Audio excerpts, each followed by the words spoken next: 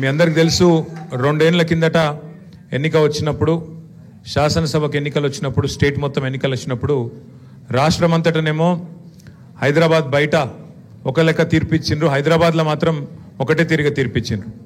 హైదరాబాద్లో ఏమనుకున్నారంటే కేసీఆర్ గారు ఉంటేనే బాగుంటుంది, టీఆర్ఎస్ ఉంటేనే బాగుంటుంది అని చెప్పి ఒక్క సీటు కూడా కాంగ్రెస్ పార్టీకి ఇవ్వకుండా ఏకపక్షంగా హైదరాబాద్ మొత్తంగా ఔటర్ రింగ్ రోడ్ లోపల మొత్తం మన కారు గుర్తుకే ఓటేసి గెలిపించిండ్రు.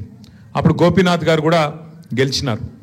గెలిచిన తర్వాత మరి సంవత్సరంన్నర లోపలనే ఆయన ఆరోగ్యం దెబ్బతిని మరి మొన్ననే జూన్ నెలలో ఆయన చనిపోయిన విషయం మీ అందరికీ కూడా తెలుసు. ఇక చనిపోయిన తర్వాత అనుకోకుండా వచ్చిన ఎలక్షన్ ఇది.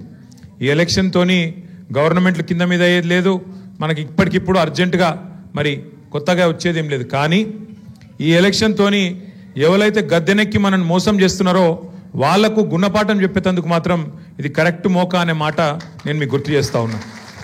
2 ఏళ్ళైంది గవర్నమెంట్ వచ్చి, కాంగ్రెస్ గవర్నమెంట్ ఏం చేసింది హైదరాబాద్కి కానీ ఏం చేసింది గరీబోళ్ళకి కానీ అంటే ఒక్కటి కూడా ఇప్పటిదాకా కొత్తగా చేసిన పని లేదు. ఇక మీకోసం ఈ బాకీ కార్డులు తయారు చేసినాం. ఇంటింటికి వస్తే ఈ బాకీ కార్డులు జర అందరికి ఇవ్వాలి ఒక్కొక్కటి. ఇక్కడ కూడా దీనిలో ఏం రాసినామంటే కాంగ్రెస్ వాళ్ళు ఏవైతే జూట మాటలు చెప్పినరో 100 రోజుల్లోనే అందరూ రాష్ట్రంలో ఉండే 18 ఏళ్ళు నిండిన ఆడబిడ్డలందరికీ నెలకు 2500 ఇస్తాం, ముసలోళ్ళందరికీ 4000 పెన్షన్లు ఇస్తాం, లగ్గం చేసుకుంటే తులం బంగారం పెడతాం, అట్లాగే మరి ఇంకా ఎన్ని చెప్పారు ఇక రాసిన ఇక నాకే చదివేతందుకు కూడా గన్నున్నాయి. ఇక వికలాంగులకు 6000 పెన్షన్లు ఇస్తాం, షాదీ ముబారక్ తులం బంగారము, వాటితో పాటు ఇక రైతు బంధు, చదువుకున్న ఆడపిల్లలు ఉంటే వాళ్ళకి స్కూటీలు ఇస్తాం, అందుకే చదువుకున్న పిల్లలు ఉంటే వాళ్ళకు సంవత్సరం లోపల 2 లక్షల ఉద్యోగాలు ఇస్తాం, చదువుకొని కూడా ఉద్యోగం రాకపోతే నెలకు 4000 రూపాయలు ఇస్తాం. ఇట్లా వాళ్ళ నోళ్ళకు మొక్కాలే, నోటికి ఎంత వస్తే అంత 420 హామీలు ఇచ్చి అన్ని 100 రోజులనే పూర్తి చేస్తామని చెప్పి పచ్చి జూట మాటలు చెప్పి గద్దెనెక్కింది కాంగ్రెస్ ప్రభుత్వం.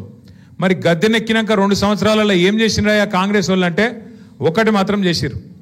ఒక కొత్త ఇల్లు కట్టలే, ఒక ఇటుక పెట్టలే, హైదరాబాద్లో కనీసం పొక్కలు కూడా ఉడిస్తలేరు రోడ్ల మీద. కానీ ఒక్కటి మాత్రం పొక్తాగా చేస్తున్నాడు. ఏం చేస్తుండు? గరీబోళ్ళ ఇండ్లు ఎక్కడుంటే అక్కడికి మాత్రం బుల్డోజర్ మాత్రం పంపిస్తున్నాడు. హైడ్రా అని చెప్పి ఒక కొత్త దుకాణం పెట్టి కొత్త ఇల్లు కట్టింది లేదు, ఒక పట్టా ఇచ్చింది లేదు, ఉన్న ఇల్లు గులగొట్టుట్లో మాత్రం ఫస్ట్ ఉన్నాడు, ఇల్లు మాత్రం గులగొడతా ఉన్నాడు. జూబ్లీ హిల్స్ వాళ్ళు, షేక్పేట వాళ్ళు ఇవాళ మీరు చేయవలసిన ఆలోచన ఒక్కటే, మీకు కారు కావాలన్నా బుల్డోజర్ కావాలన్నా ఏదో ఒకటి ఆలోచన చేసుకోండి. మీకు కారు కావాలంటే టీఆర్ఎస్ గెలవాలి, కేసీఆర్ గెలవాలి, గోపీనాథ్ భార్య మాగంటి సునీతమ్మ నిలబడ్డది, ఆమె గెలవాలి. ఇక మీ ఇంటికి బుల్డోజర్ రావాలి, హైడ్రా రావాలంటే మాత్రం పక్కా మీరేం చేయాలనో అది చేయండి. నేనేదో ఇది మిమ్మల్ని భయపెడతానికి చెప్తలేను, ఉన్న వాస్తవం చెప్తున్నా.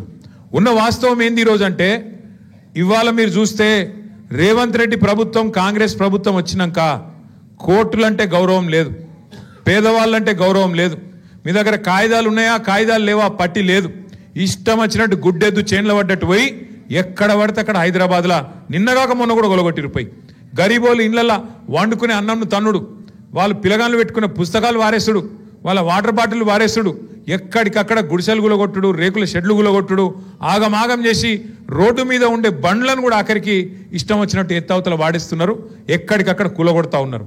అందుకే నేను అంటున్నా, మీకు కారు కావన్నా బుల్డోజర్ కావన్నా ఆలోచించుకునే సమయం ఇవాళ జూబ్లీ హిల్స్ ప్రజలకు వచ్చింది. ఇంకొక మాట కూడా నేను మీకు విజ్ఞప్తి చేస్తా ఉన్నా.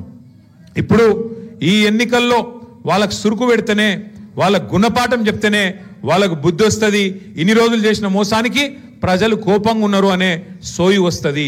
మీరు గట్టిగా బుద్ధి చెప్పి గట్టిగా మరి వాళ్ళకు ఓట్లు వేయకుండా వాళ్ళ డిపాజిట్ గల్లంతు చేసేటట్టు తీర్పిస్తే సచ్చుకుంటే దెబ్బకు దయ్యం దిగొచ్చి నెలకు 2,500 ఇచ్చే పరిస్థితి చాలా అవుతుంది. లేకపోతే వాళ్ళు ఏమనుకుంటారు, మేము నెలకు 2,500 ఇవ్వకపోయినా, ముసలోళ్ళకు 4,000 పెన్షన్లు ఇవ్వకపోయినా, తులం బంగారం ఇవ్వకపోయినా, కొత్తగా ఒక ఇటుక పెట్టకపోయినా, హైదరాబాద్లో కొత్త రేట్లు వేసుడు కాదు, ఉన్న రోడ్లకు పొక్కలు ఉడవకపోయినా మాకే గుద్దుతున్నారు అంటే మరి గిట్లనే ఉండాలి, గిట్లనే నడవాలి, మోసందే గెలుస్తుంది అన్నట్టుగా వాతావరణం ఉంటుంది. దయచేసి నేను మిమ్మల్ని కోరేది ఆలోచించమని చెప్పేది ఒకటే, ఈ ఎలక్షన్ వ్యక్తులకు మధ్యలో జరుగుతలేదు.